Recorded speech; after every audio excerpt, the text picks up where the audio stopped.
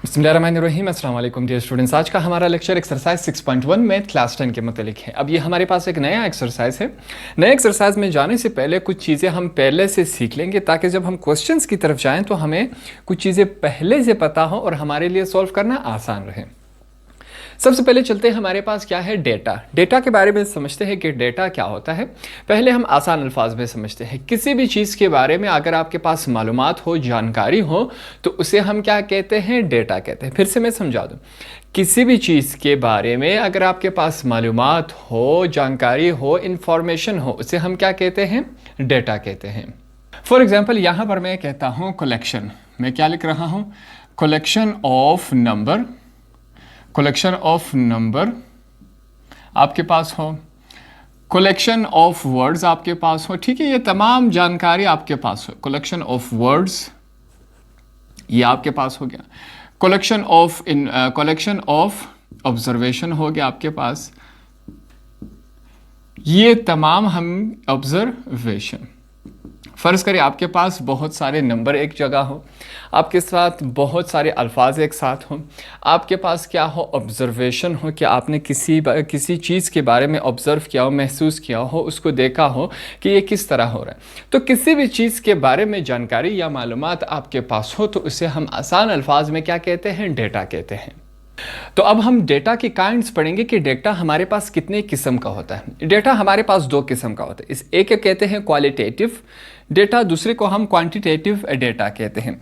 अब यहाँ पर जो क्वालिटेटिव डेटा है इसको हम इस एक्सरसाइज में नहीं पढ़ेंगे। हमारे पास एक रह गया, क्या है हमारे पास, क्वांटिटेटिव डेटा, इसको हम पढ़ेंगे।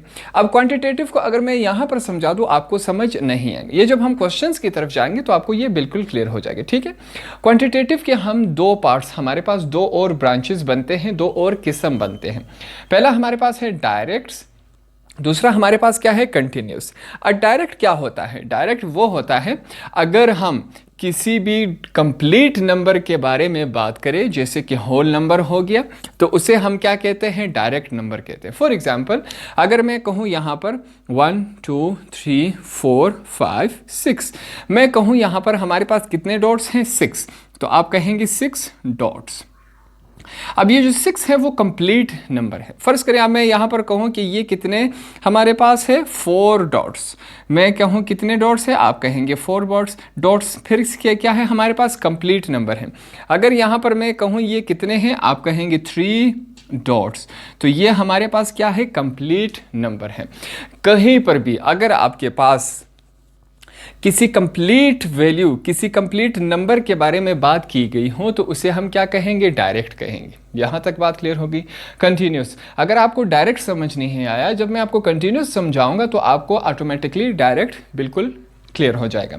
अब कंटिन्यूस क्या होता है, फॉर एग्जाम्पल मैं अगर आपको कहूँ, अगर हम ऐसे डेटा के बारे में बात करें जो कि कंप्लीट नहीं हो और डेसिमल फॉर्म में हो, अगर मैं कहूँ कि 6.5, अब ये हमारे पास क्या है, कंटिन्यूअस में है। 7.3 ये हमारे पास क्या है, कंटिन्यूअस है। 5.7 ये हमारे पास क्या है, कंटिन्यूअस है। तो जो भी आपके पास पॉइंट में, डेसिमल में, अशारिया में आपके पास वैल्यूज़ आ जाए उसे हम क्या कहेंगे, कंटिन्यूअस कहेंगे। जो आपके पास मुकम्मल वैल्यू हो, जहाँ पर पॉइंट नहीं हो, उसे हम क्या कहते हैं, डायरेक्ट कहते हैं। तो नेक्स्ट लफ्ज़ हमारे पास क्या है, फ्रीक्वेंसी। फ्रीक्वेंसी को अगर आसान अल्फाज में हम समझे, पहले इसका डेफिनेशन पढ़ते हैं। हाउ ऑफन समथिंग अकर्स, ठीक है। फ्रीक्वेंसी अगर मैं आपको आसान अल्फाज में समझा सकूँ, फ्रीक्वेंसी किसे कहते हैं कि कोई चीज़ कितनी दफ़ा हुआ है। एक दफ़ा फिर से मैं समझा दूँ कि अगर कोई चीज़ कितनी दफ़ा हुआ है उसे हम क्या कहते हैं, फ्रीक्वेंसी। एग्जाम्पल से समझते अगर आपको क्लियर नहीं हुआ। एग्जाम्पल अगर यहाँ पर हम लिखें, मैं लिखता हूँ एग्जाम्पल, यहाँ पर मैं लिखूँगा अली प्लेड क्रिकेट।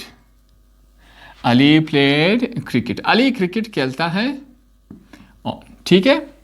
अब यहाँ पर हम इसके एग्जाम्पल्स लेंगे। अली क्रिकेट खेलता है संडे मॉर्निंग, संडे इवनिंग, और यहां पर मैं क्या लिखता हूं, सैटरडे आफ्टरनून, ठीक है, यहाँ पर देखिए अब आपको क्लियर हो जाएगा कि फ्रीक्वेंसी क्या होता है। हम यहाँ पर एग्जांपल ले रहे हैं कि अली क्रिकेट खेलता है, कब कब खेलता है, संडे को सुबह खेलता है, संडे को शाम में खेलता है और सैटरडे को आफ्टरनून, यहाँ पर मैं क्या लिखता हूँ, आफ्टरनून को खेलता है। ठीक है, अब फ्रीक्वेंसी को समझेंगे, यहाँ पर क्या है लिख रहा हूँ, फ्रीक्वेंसी से हम समझेंगे कि भाई फ्रीक्वेंसी क्या होता है, कि कोई काम कितनी दफ़ा हुआ है। अगर आपसे सवाल पूछा जाए कि अली क्रिकेट संडे को कितनी दफ़ा खेलता है, तो यहाँ पर क्या है, 2, संडे को सुबह भी खेलता है और इवनिंग को, तो इसकी फ्रीक्वेंसी क्या होगी, 2। मतलब क्या हुआ कि अली संडे को कितनी दफ़ा क्रिकेट खेलता है, 2, तो कितनी दफ़ा हुआ हमारे पास, 2, इसे हम क्या कहते हैं, फ्रीक्वेंसी कहते हैं। सैटरडे, फिर से अगर आपसे सवाल पूछा जाए कि अली सैटरडे को कितनी दफ़ा क्रिकेट खेलता है, तो हम क्या करेंगे, 1, हमने क्या किया, फ्रीक्वेंसी से जवाब दिया। तो अब हमें फ्रीक्वेंसी से मालूम हो रहा है कि कोई काम कितनी दफ़ा हुआ है। संडे को अली कितनी दफ़ा खेलता है, 2 दफ़ा खेलता है। सैटरडे को अली कितनी दफ़ा खेलता है, 1 दफ़ा खेलता है। तो फ्रीक्वेंसी का मतलब क्या हुआ कि कोई काम कितनी दफ़ा हुआ है, उससे हमें अंदाज़ा हो जाता है।